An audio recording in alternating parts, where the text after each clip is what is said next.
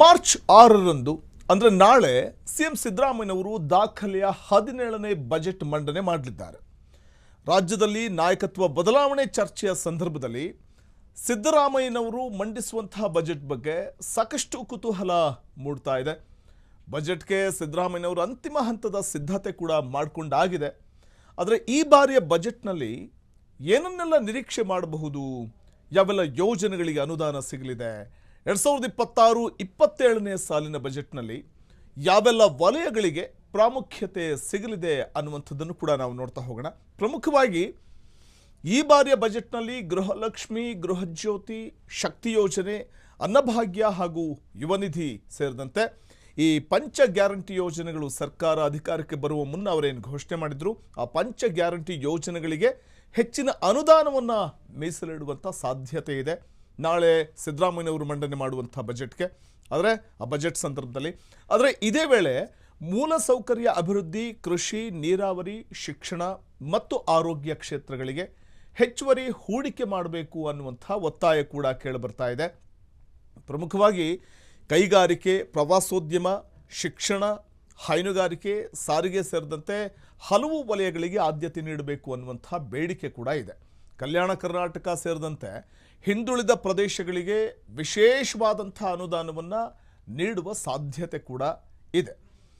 ನಾಳೆಯ ಅಂದರೆ ಮಾರ್ಚ್ 6ರಂದು ಸಿದ್ದರಾಮಯ್ಯನವರು ತಮ್ಮ 17ನೇ ಬಜೆಟ್ ಮಂಡನೆ ಮಾಡ್ತಾ ಇದ್ದಾರೆ. ಇನ್ನು ಸಿದ್ದರಾಮಯ್ಯ ಅವರ ಮತ್ತೊಂದು ದಾಖಲೆಯ ಬಜೆಟ್ ಮಂಡನೆ ಇದಾಗಲಿದೆ ಅಂತಲೇ ವಿಶ್ಲೇಷಣೆ ಮಾಡಲಾಗುತ್ತೆ. ಈ ಬಾರಿಯ ಬಜೆಟ್ನಲ್ಲಿ ಪಂಚ ಗ್ಯಾರಂಟಿ ಯೋಜನೆಗಳಿಗೆ ಆದ್ಯತೆಯನ್ನು ನೀಡುವ ಜೊತೆಗೇನೆ ಆರ್ಥಿಕ ಹೊರೆಯನ್ನು ತಗ್ಗಿಸೋದಕ್ಕೆ ಯೋಜನೆಗಳಲ್ಲಿ ಒಂದಷ್ಟು ಬದಲಾವಣೆಗಳನ್ನು ತರಲಾಗುತ್ತಾ. ಪ್ರಮುಖವಾಗಿ ಮೂಲಸೌಕರ್ಯ ಇರಬಹುದು, ಶಿಕ್ಷಣ, ಕೃಷಿ, ಆರೋಗ್ಯ ಕ್ಷೇತ್ರಗಳಲ್ಲಿ ಈ ಬಾರಿ ಬಜೆಟ್ನಲ್ಲಿ ಹೆಚ್ಚಿನ ಒತ್ತು ನೀಡುವಂಥ ಸಾಧ್ಯತೆ ಇದೆ ಅಂತ ಹೇಳಲಾಗ್ತಿದೆ. ಹಾಗಾಗಿ ಸಿದ್ದರಾಮಯ್ಯ ಅವರು ಮಂಡನೆ ಮಾಡಲಿರುವಂಥ ಬಜೆಟ್ ಬಗ್ಗೆ ಸಾಕಷ್ಟು ಕುತೂಹಲ ಕೂಡ ಇದೆ ರಾಜ್ಯದ ಜನತೆಗೆ. ಜೊತೆಗೆ ಸಿದ್ದರಾಮಯ್ಯನವರಿಗೆ ಬಹುದೊಡ್ಡ ಸವಾಲಿದೆ. ಆರ್ಥಿಕ ಶಿಸ್ತನ್ನು ಕಾಪಾಡಿಕೊಳ್ಬೇಕಾದಂಥ ಒಂದು ಅನಿವಾರ್ಯ ಪರಿಸ್ಥಿತಿ ಕೂಡ ಇದೆ. ಇಲ್ಲಿ ಪ್ರಮುಖವಾಗಿ ಸಿದ್ದರಾಮಯ್ಯನವರು ಮಂಡನೆ ಮಾಡುವಂಥ ಈ ಬಜೆಟ್ ಕುರಿತಾಗಿ ರಾಜ್ಯದ ಜನರಿಗಿರುವಂಥ ನಿರೀಕ್ಷೆಗಳಾದರೂ ಏನು, ಇರುವಂಥ ಬೇಡಿಕೆಗಳೇನೇನು ಅನ್ನುವಂಥದ್ದನ್ನು ಕೂಡ ನಾವು ಸ್ವಲ್ಪ ನೋಡ್ತಾ ಹೋಗೋಣ. ಈ ಬಾರಿಯ ಬಜೆಟ್ನಲ್ಲಿ ಏನನ್ನೆಲ್ಲ ಎಕ್ಸ್ಪೆಕ್ಟ್ ಮಾಡಬಹುದು, ಯಾವೆಲ್ಲ ಯೋಜನೆಗಳಿಗೆ ಅನುದಾನ ಸಿಗುತ್ತೆ, ಯಾವೆಲ್ಲ ವಲಯಕ್ಕೆ ಆದ್ಯತೆ ಸಿಗಬಹುದು ಅನ್ನುವಂಥದ್ದನ್ನು ಕೂಡ ನಾವು ನೋಡ್ತಾ ಹೋಗೋಣ. ಪ್ರಮುಖವಾಗಿ ಸಿದ್ದರಾಮಯ್ಯ ಅವರ ಮಂಡನೆ ಮಾಡ್ತಾ ಇರುವಂಥ ಈ ಬಜೆಟ್ ಹೊಸ ದಾಖಲೆಯನ್ನು ಕೂಡ ಬರೆದಂತಾಗುತ್ತೆ. ಅವರ ಈ 17ನೇ ಬಜೆಟ್, ಈ ಬಾರಿ ಬಜೆಟ್ನಲ್ಲಿ ನಾನು ಆಗಲೇ ಹೇಳಿದಂತೆ ಪಂಚ ಗ್ಯಾರಂಟಿ ಯೋಜನೆಗಳಿಗೆ ಆದ್ಯತೆ ಕೊಡುವಂಥದ್ದಿರಬಹುದು, ಮತ್ತು ಯಾವೆಲ್ಲ ವಲಯಗಳಿಗೆ ಪ್ರಾಮುಖ್ಯತೆ ಸಿಗುತ್ತೆ ಅನ್ನುವಂಥದ್ದು ಸಾಕಷ್ಟು ಕುತೂಹಲ ಇದೆ. ಇಲ್ಲಿ ಪ್ರಮುಖವಾಗಿ ನೋಡಿ, ಕಳೆದ ಬಾರಿ ಸಿದ್ದರಾಮಯ್ಯನವರು ಮಂಡನೆ ಮಾಡಿದಂಥ ಬಜೆಟ್ 4,09,549 ಕೋಟಿ ರೂಪಾಯಿ ಗಾತ್ರವನ್ನು ಹೊಂದಿತ್ತು. ಆದರೆ ಈ ಬಾರಿ ಬಜೆಟ್ ಗಾತ್ರ ಮತ್ತಷ್ಟು ವಿಸ್ತಾರಗೊಳ್ಳುವಂಥ ಸಾಧ್ಯತೆ ಕೂಡ ಇದೆ. ಈ ಬಾರಿಯ ಬಜೆಟ್ನಲ್ಲೂ ಪಂಚ ಗ್ಯಾರಂಟಿ ಯೋಜನೆಗಳು ಬಹಳ ಪ್ರಾಮುಖ್ಯತೆ ಪಡ್ಕೊಳ್ಳುತ್ತೆ. ಅವುಗಳಿಗೆ ಆದ್ಯತೆಯನ್ನು ಕೊಡಬೇಕಾದಂಥ ಅನಿವಾರ್ಯ ಪರಿಸ್ಥಿತಿ ಕೂಡ ರಾಜ್ಯ ಕಾಂಗ್ರೆಸ್ ಸರ್ಕಾರದಿದೆ. ಅದರ ಜೊತೆಗೇನೆ ಅಭಿವೃದ್ಧಿ ಮತ್ತು ಆರ್ಥಿಕ ಶಿಸ್ತಿನ ಸಮತೋಲನ ಕೂಡ ಬಹುದೊಡ್ಡ ಸವಾಲು ವಿತ್ತ ಸಚಿವರು ಆಗಿರುವಂಥ ಸಿದ್ದರಾಮಯ್ಯನವರ ಮುಂದಿದೆ. ಹಾಗಾದರೆ ಬಜೆಟ್ ಕುರಿತಾಗಿ ಇರುವಂಥ ನಿರೀಕ್ಷೆಗಳನ್ನು ನಾವು ಇನ್ನೊಮ್ಮೆ ಒಂದಷ್ಟು ವಿಶ್ಲೇಷಣಾತ್ಮಕವಾಗಿಯೂ ಕೂಡ ನಾವು ನೋಡ್ತಾ ಹೋಗೋಣ. ಗ್ಯಾರಂಟಿಗೆ ಬೇಕಿದೆ ಪ್ರತಿ ವರ್ಷ 45,000 ಕೋಟಿಯಿಂದ 46,000 ಕೋಟಿ ರೂಪಾಯಿವರೆಗೂ ಕೂಡ ಗ್ಯಾರಂಟಿ ಯೋಜನೆಗಳಿಗೆ ಪ್ರತಿ ವರ್ಷ ಹಣವನ್ನು ಮೀಸಲಿಡಬೇಕಾಗುತ್ತೆ. ಇದರ ನಡುವೆ ಈಗ ಗ್ಯಾರಂಟಿ ಯೋಜನೆಗಳಿಗೆ ಆದ್ಯತೆ ಮತ್ತು ಅಭಿವೃದ್ಧಿ ಯೋಜನೆಗಳ ಸಮತೋಲನ ಕಾಪಾಡಿಕೊಳ್ಳುವಂಥದ್ದು ಸಿದ್ದರಾಮಯ್ಯನವರು ಮುಂದಿರುವಂಥ ಬಹುದೊಡ್ಡ ಸವಾಲು. ಈ ಬಾರಿಯ ಬಜೆಟ್ನಲ್ಲಿ ಗೃಹಲಕ್ಷ್ಮಿ, ಗೃಹಜ್ಯೋತಿ, ಶಕ್ತಿ ಯೋಜನೆ, ಅನ್ನಭಾಗ್ಯ, ಯುವನಿಧಿ ಸೇರಿ ಈ ಪಂಚ ಗ್ಯಾರಂಟಿ ಯೋಜನೆಗಳಿಗೆ ಅನುದಾನ ಮೀಸಲಿಡಬೇಕು. ಜೊತೆಗೆ ಮೂಲಸೌಕರ್ಯ ಅಭಿವೃದ್ಧಿ, ಕೃಷಿ, ನೀರಾವರಿ, ಶಿಕ್ಷಣ, ಆರೋಗ್ಯ ಕ್ಷೇತ್ರಗಳಿಗೆ ಹೆಚ್ಚುವರಿ ಹೂಡಿಕೆ ಮಾಡಬೇಕು ಅನ್ನುವಂಥ ಒತ್ತಾಯ ಇದೆ. ಕೈಗಾರಿಕೆಗಳು ಪ್ರಮುಖವಾಗಿ ಪ್ರವಾಸೋದ್ಯಮ ಮತ್ತು ಶಿಕ್ಷಣ, ಹಾಗೆ ಹೈನುಗಾರಿಕೆ, ಇನ್ನು ಸಾರಿಗೆ ಸೇರಿದಂತೆ ಹಲವು ವಲಯಗಳಿಗೆ ಆದ್ಯತೆ ನೀಡಬೇಕು ಅನ್ನುವಂಥ ಬೇಡಿಕೆ ಇದೆ. ಕಲ್ಯಾಣ ಕರ್ನಾಟಕ ಸೇರಿದಂತೆ ಹಿಂದುಳಿದ ಪ್ರದೇಶಗಳಿಗೆ ವಿಶೇಷ ಅನುದಾನ ನೀಡುವಂಥ ಸಾಧ್ಯತೆ ಇದೆ. ಪ್ರಮುಖವಾಗಿ ನಾವು ಕಳೆದ ವಾರ ನೋಡಿದ್ವಿ, ನಿರುದ್ಯೋಗ ಸಮಸ್ಯೆ ಕಾರಣದಿಂದಾಗಿ ಯಾವ ರೀತಿ ಯುವಕರು ಬೀದಿಗಿಳಿದು ಪ್ರತಿಭಟನೆ ನಡೆಸಿದ್ರು, ಯಾವ ರೀತಿ ಉದ್ವಿಗ್ನ ವಾತಾವರಣಕ್ಕೆ ಕಾರಣ ಆಗಿತ್ತು ಅನ್ನುವಂಥದ್ದು, ಸರ್ಕಾರದ ವಿರುದ್ಧ ಯಾವ ರೀತಿ ಆಕ್ರೋಶವನ್ನು ಹೊರಹಾಕಿದ್ರು, ಅದರ ಜೊತೆಗೆ ಯಾವ ರೀತಿ ಕೇಂದ್ರ ಸರ್ಕಾರ ಮತ್ತು ರಾಜ್ಯ ಸರ್ಕಾರದ ತಪೊಟ್ಟು ಮಾಡಿಕೊಂಡು ಒಂದು ಕಡೆ ರಾಜಕೀಯ ಪಕ್ಷಗಳು ಕೆಸರರ ಚಾಟದಲ್ಲಿ ನಿರತವಾಗಿದ್ದು ಕೂಡ ನಾವು ನೋಡಿದ್ದೀವಿ. ಹಾಗಾಗಿ ನಿರುದ್ಯೋಗ ಸಮಸ್ಯೆ ಬಗೆಹರಿಸುವ ನಿಟ್ಟಿನಲ್ಲಿ ಯಾವ ರೀತಿಯ ಕ್ರಮಕ್ಕೆ ಮುಂದಾಗ್ತಾರೆ ಅನ್ನುವಂಥ ಕುತೂಹಲ ಕೂಡ ಇದೆ. ಇನ್ನು ಸಿಲಿಕಾನ್ ಸಿಟಿ ಬೆಂಗಳೂರನ್ನು ನಾವು ಗ್ರ್ಯಾಂಡ್ ಬೆಂಗಳೂರು ಮಾಡ್ತೀವಿ ಅನ್ನುವಂಥ ಮಾತನ್ನು ಏನು DK ಹೇಳ್ತಾ ಇದ್ರು, DK ಶಿವಕುಮಾರ್ ಹೇಳ್ತಾ ಇದ್ರು, ಉಪಮುಖ್ಯಮಂತ್ರಿಗಳು ಹೇಳ್ತಾ ಇದ್ರು. ಹಾಗಾಗಿ ಬೆಂಗಳೂರಿಗೆ ಮೂಲ ಸೌಕರ್ಯಕ್ಕೆ ಒತ್ತನ್ನು ಕೊಡುವಂಥ ಸಾಧ್ಯತೆ ಕೂಡ ಇದೆ. ರಾಜಧಾನಿ ಬೆಂಗಳೂರಿನ ಟ್ರಾಫಿಕ್ ಸಮಸ್ಯೆ ಇನ್ನೂ ಬಗೆಹರಿದಿಲ್ಲ. ಯಾವಾಗ ಬಗೆಹರಿಯುತ್ತೆ ಅನ್ನುವಂಥದ್ದು ಸಿಲಿಕಾನ್ ಸಿಟಿ ಮಂದಿಯ ಒಂದು ಪ್ರಶ್ನೆ ಕೂಡ. IT ವಲಯ ಹೆಚ್ಚು ವಿಸ್ತರಣೆ ಆಗ್ತಾ ಇರೋದ್ರಿಂದಾಗಿ ಮೂಲ ಸೌಕರ್ಯಕ್ಕೆ ಹೆಚ್ಚಿನ ಒತ್ತನ್ನು ನೀಡಬೇಕು ಅನ್ನುವಂಥ ಒಂದಷ್ಟು ಎಕ್ಸ್ಪೆಕ್ಟೇಷನ್ ಇದೆ. ಈ ಬಜೆಟ್ನಲ್ಲಿ ಅದು ಸಾಕಾರಗೊಳ್ಳುತ್ತಾ ನೋಡಬೇಕು. ಇನ್ನು ಮೆಟ್ರೋ ವಿಸ್ತರಣೆ ಇರಬಹುದು, ಅಥವಾ ಡಬಲ್ ಡೆಕ್ಕರ್ ಮಾರ್ಗಗಳು ಇರಬಹುದು, IT ಕಾರಿಡಾರ್ಗಳ ಸ್ಥಾಪನೆ ಇರಬಹುದು, ಇನ್ನು ಕೈಗೆಟಕುವ ದರದಲ್ಲಿ ವಸತಿ ಮತ್ತು ಶುದ್ಧ ಕುಡಿಯೋ ನೀರು ಹಾಗೂ ನಿರಂತರ ವಿದ್ಯುತ್ ಪೂರೈಕೆ ಬೆಂಗಳೂರಿಗರ ಪ್ರಮುಖ ಬೇಡಿಕೆಗಳಲ್ಲಿ ಇವು ಕೂಡ ಮುಖ್ಯವಾದಂಥವು.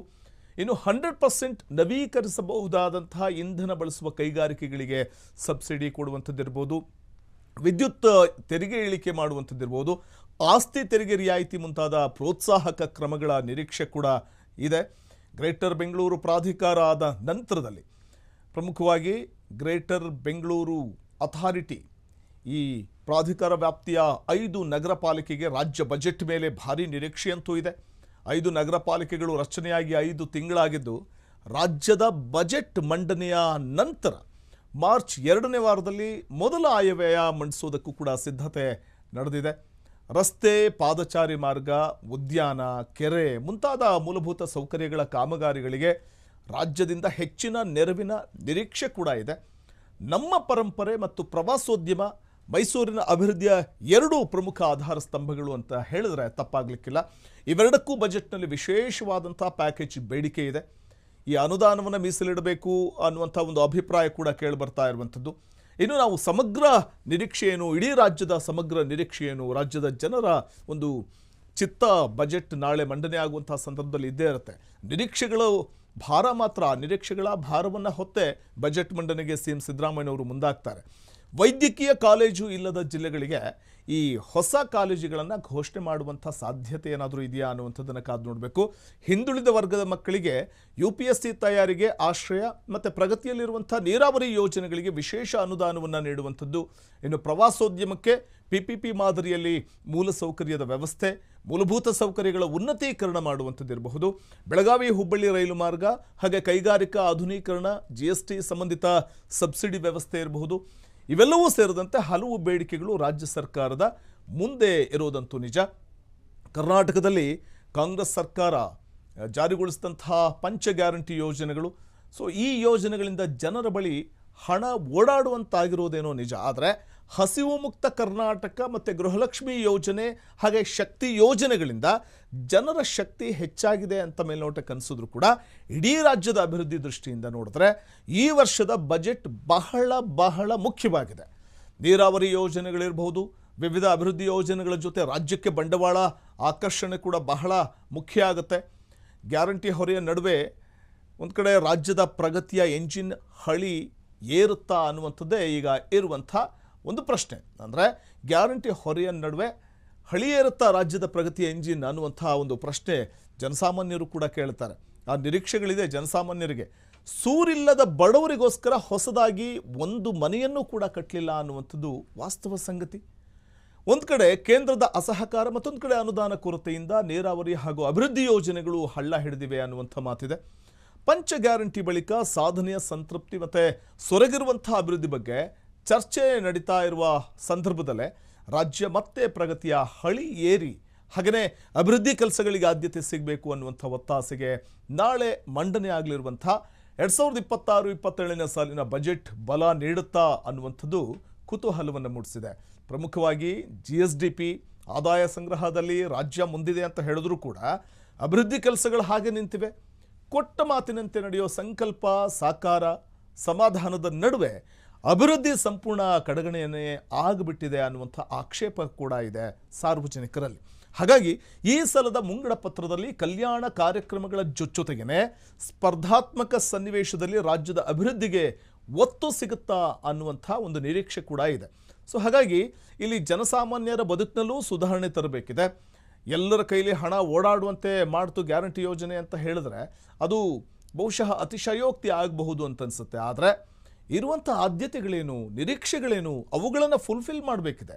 ನೀರಾವರಿ ಕ್ಷೇತ್ರದಲ್ಲಿ ಗಮನಾರ್ಹ ಕೆಲಸ ಆಗಿಲ್ಲ, ರಸ್ತೆಗಳಿಗೆ ಕಾಯಕಲ್ಪ ಸಿಕ್ಕಿಲ್ಲ, ಸರಿಯಾದ ಡಾಂಬರೀಕರಣ ಕಂಡಿಲ್ಲ, ಕೆಲವು ಕಡೆಗಳಲ್ಲಿ ರಸ್ತೆಗಳು ಪಾಟೋಹೋಲ್ಸ್ಗಳನ್ನು ಮುಚ್ಚಕ್ಕಾಗಿಲ್ಲ.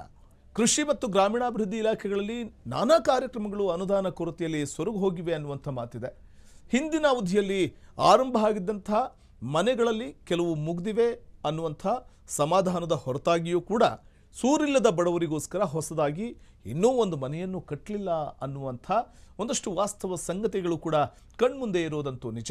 ಆದರೆ ಇನ್ನು ಬಂಡವಾಳ ಆಕರ್ಷಣೆ ಇರಬಹುದು, ಅಭಿವೃದ್ಧಿ ವಿಚಾರದಲ್ಲಿ ಈಗ ನೆರೆಯ ರಾಜ್ಯಗಳನ್ನು ನಾವು ನೋಡ್ತಾ ಹೋದರೆ ತಮಿಳುನಾಡು ಇರಬಹುದು, ಆಂಧ್ರ ಪ್ರದೇಶ, ತೆಲಂಗಾಣ, ಈ ರಾಜ್ಯಗಳ ತೀವ್ರ ಸ್ಪರ್ಧೆ ನಡುವೆ ರಾಜ್ಯ ಹಿಂದುಳಿತಾ ಇರುವ ಭಾವನೆ ಕೂಡ ಮೂಡ್ತಾ ಇದೆ. ಇಂತಹ ಸ್ಥಿತಿಯಲ್ಲಿ ಈ ಸಲದ ಬಜೆಟ್ನಲ್ಲಿ ರಾಜ್ಯದ ಅಭಿವೃದ್ಧಿ ಎಂಜಿನ್ಗೆ ಮರುಚಾಲನೆ ನೀಡುವಂಥ ಪ್ರಯತ್ನದ ಅನಿವಾರ್ಯತೆ ಕೂಡ ವಿತ್ತ ಸಚಿವರೂ ಆಗಿರುವಂಥ ಮುಖ್ಯಮಂತ್ರಿ ಸಿದ್ದರಾಮಯ್ಯನವರ ಮುಂದಿದೆ. ಸೊ ಹಾಗಾಗಿ ಪ್ರಮುಖವಾಗಿ ಈಗ ನೋಡಿ, ಒಂದು ಕಡೆ ಜನಸಾಮಾನ್ಯರೇ ಮಾತಾಡ್ತಾರೆ, ಗ್ಯಾರಂಟಿ ಯೋಜನೆಗಳಿಂದಾಗಿ ಅಭಿವೃದ್ಧಿ ಕೆಲಸಗಳು ನಡೆದಿಲ್ಲ ಅನ್ನುವಂಥ ಮಾತಿದೆ. ನಾನಾ ಇಲಾಖೆಗಳಲ್ಲಿ ಗುತ್ತಿಗೆದಾರರ ಬಿಲ್ ಬಾಕಿ ಮೊತ್ತ ಸುಮಾರು 36,000 ಕೋಟಿ ಮೀರಿದೆ. ಸರ್ಕಾರ ಸರಿಸುಮಾರು 19,000 ವಿದ್ಯುತ್ ಸಬ್ಸಿಡಿ ಬಾಕಿ ಉಳಿಸ್ಕೊಂಡಿರೋ ಕಾರಣ KPTCL ಮತ್ತು ಎಸ್ಕಾಂಗಳು ಎದುರಿಸಿ ಬಿಡುವಂಥ ಒಂದು ಪರಿಸ್ಥಿತಿ ಇದೆ. ಅಗತ್ಯ ಪ್ರಮಾಣದ ಅನುದಾನವಿಲ್ಲದೆ ಶಾಲಾ ಕಾಲೇಜು, ಆಸ್ಪತ್ರೆ, ಹಾಗೆಯೇ ವೈದ್ಯಕೀಯ ಕಾಲೇಜು, ಹಾಸ್ಟೆಲ್ ಕಟ್ಟಡಗಳ ನಿರ್ಮಾಣ ಕಾರ್ಯಗಳು ಕೂಡ ಹಾಗೆ ಸ್ತಬ್ಧವಾಗಿ ನಿಂತು ಹೋಗಿವೆ. 2 ವರ್ಷಗಳ ಹಿಂದೆ ಶುರುವಾಗಿದ್ದಂಥ ಹಲವು ಕಾಮಗಾರಿಗಳು ಇನ್ನೂ ಮುಗಿದಿಲ್ಲ. ಬಹಳಷ್ಟು ಯೋಜನೆಗಳು ಅನುದಾನ ಕೊರತೆಯಲ್ಲಿ ಸೊರಗು ಹೋಗಿವೆ.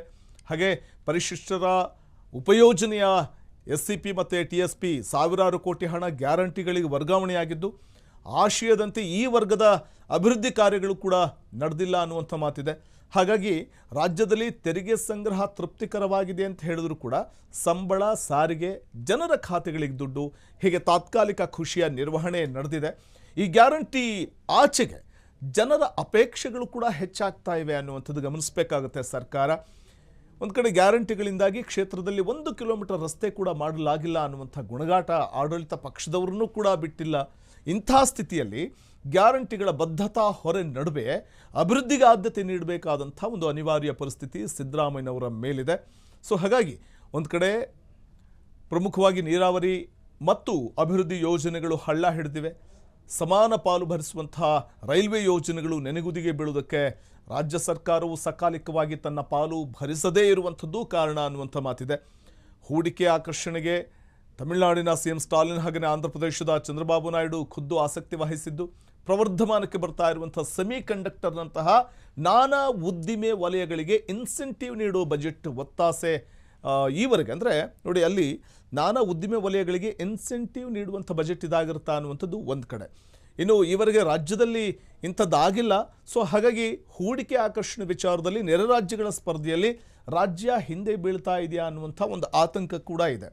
ಇನ್ನು ಬಯಲು ಸೀಮೆಯ ವಿಚಾರ ನಾವು ನೋಡ್ತಾ ಹೋದರೆ ಪ್ರತಿ ಬಾರಿ ನಾವು ಗಮನಿಸ್ತಾ ಹೋಗ್ಬೋದು, ಬೇಸಿಗೆಯ ಸಂದರ್ಭದಲ್ಲಿರಬಹುದು ಅಥವಾ ಅತಿವೃಷ್ಟಿಯಾದಂತಹ ಸಂದರ್ಭದಲ್ಲಿ ಬಹುಶಃ ಅಥವಾ ಅನಾವೃಷ್ಟಿಯಾದಂಥ ಸಂದರ್ಭದಲ್ಲಿ ಅಲ್ಲಾಗುವಂಥ ಸಮಸ್ಯೆಗಳು ನಾವು ನೋಡ್ತಾನೆ ಇದ್ವಿ. ಇನ್ನು ಬಯಲು ಸೀಮೆಗೆ ನೀರುಳಿಸಬೇಕಿದ್ದಂಥ ಎತ್ತಿನಹೊಳೆ ಯೋಜನೆ ವೆಚ್ಚ ವರ್ಷದಿಂದ ವರ್ಷಕ್ಕೆ ಏರ್ತಾ ಇದೆ. ಉದ್ದೇಶಿತ ಅಣೆಕಟ್ಟೆಯೇ ನಿರ್ಮಾಣ ಆಗಿಲ್ಲ. ಕೃಷ್ಣಾ ಮೇಲ್ದಂಡೆ ಯೋಜನೆ ತ್ವರಿತ ಭೂ ಸ್ವಾಧೀನಕ್ಕೋಸ್ಕರ ಒಂದೇ ಹಂತದಲ್ಲಿ 75,563 ಎಕರೆ ಜಮೀನಿನ ಸ್ವಾಧೀನಕ್ಕೆ ತೀರ್ಪಿನ ಅನುಮೋದನೆ ಆದರೂ ಇದಕ್ಕೆ ಅಗತ್ಯವಾದ 1,00,000 ಕೋಟಿ ಮೀರಿದ ಮೊತ್ತವನ್ನು ಹೊಂದಿಸುವಂಥ ದಾರಿಯನ್ನು ರಾಜ್ಯ ಸರ್ಕಾರ ಕಂಡುಕೊಂಡಿಲ್ಲ. ಹೂಳು ತುಂಬಿದ TB ಡ್ಯಾಮ್ಗೆ ಪರ್ಯಾಯ ಜಲಾಶಯ ನಿರ್ಮಿಸುವಂಥ ಪ್ರಸ್ತಾಪ ಘೋಷಣೆಯಾಗಿದೆ, ಹಾಗೆ ಉಳಿದಿದೆ, ಅಂದರೆ ಘೋಷಣೆಯಾಗಿ ಉಳಿದಿದೆ. ಬೆಂಗಳೂರು ಅಭಿವೃದ್ಧಿ ವಿಚಾರದಲ್ಲಿ ಮಹತ್ವಾಕಾಂಕ್ಷೆಯ ಯೋಜನೆಗಳಿಗೆ ಹಣ ಹೊಂದಿಸುವಂಥ ಬಹುದೊಡ್ಡ ಸವಾಲಿಗೆ ಈ ಬಜೆಟ್ನಲ್ಲಿ ಉತ್ತರ ಸಿಗುತ್ತಾ ಅನ್ನುವಂಥ ಪ್ರಶ್ನೆಯಂತೂ ಉಳಿದಿದೆ. ಹಾಗಾಗಿ ದೀರ್ಘಾವಧಿ ಪರಿಣಾಮ ಹಾಗೂ ಶಾಶ್ವತ ಆಸ್ತಿ ಸೃಜನೆಯ ನೀರಾವರಿ ಯೋಜನೆಗಳಿಗೆ ಕಾಯಕಲ್ಪವನ್ನು ನೀಡಬೇಕಾದಂಥ ಒಂದು ಪರಿಸ್ಥಿತಿ, ಅನಿವಾರ್ಯತೆ ಕೂಡ ಇದೆ. ಕೃಷಿ ಗ್ರಾಮೀಣಾಭಿವೃದ್ಧಿ ಕಾರ್ಯಕ್ರಮಗಳಿಗೆ ಒತ್ತನ್ನು ನೀಡಬೇಕಿದೆ. ರಸ್ತೆ ನಿರ್ಮಾಣ ಮತ್ತು ನಿರ್ವಹಣೆಗೆ ಅನುದಾನ ಬೇಕಿದೆ. ಆರೋಗ್ಯ ಕ್ಷೇತ್ರದ ಬಲವರ್ಧನೆಗೆ ಹೆಚ್ಚಿನ ಒಂದು ಆದ್ಯತೆ ಕೊಡಬೇಕಿದೆ. ರಾಜ್ಯ ರಾಜಧಾನಿ ಸಿಲಿಕಾನ್ ಸಿಟಿ, ಗಾರ್ಡನ್ ಸಿಟಿ ಅಂತ ಕರೆಸಿಕೊಳ್ಳುವಂಥ ಬೆಂಗಳೂರಿನ ಮಹತ್ವಾಕಾಂಕ್ಷಿ ಮೂಲಸೌಕರ್ಯ ಯೋಜನೆಗಳಿಗೆ ಸಂಪನ್ಮೂಲ ಹೊಂದಿಸಬೇಕಾದಂಥ ಒಂದು ಪರಿಸ್ಥಿತಿ, ಅನಿವಾರ್ಯ ಪರಿಸ್ಥಿತಿ ಮತ್ತು ಆ ಸವಾಲುಗಳಿದೆ ಮುಖ್ಯಮಂತ್ರಿಗಳ ಮುಂದೆ. ರಾಜ್ಯದಲ್ಲಿ ಸಾಮಾಜಿಕ ಭದ್ರತೆ ದೃಷ್ಟಿಯಿಂದ ಗ್ಯಾರಂಟಿಗಳ ಅನಿವಾರ್ಯತೆ ಇತ್ತು.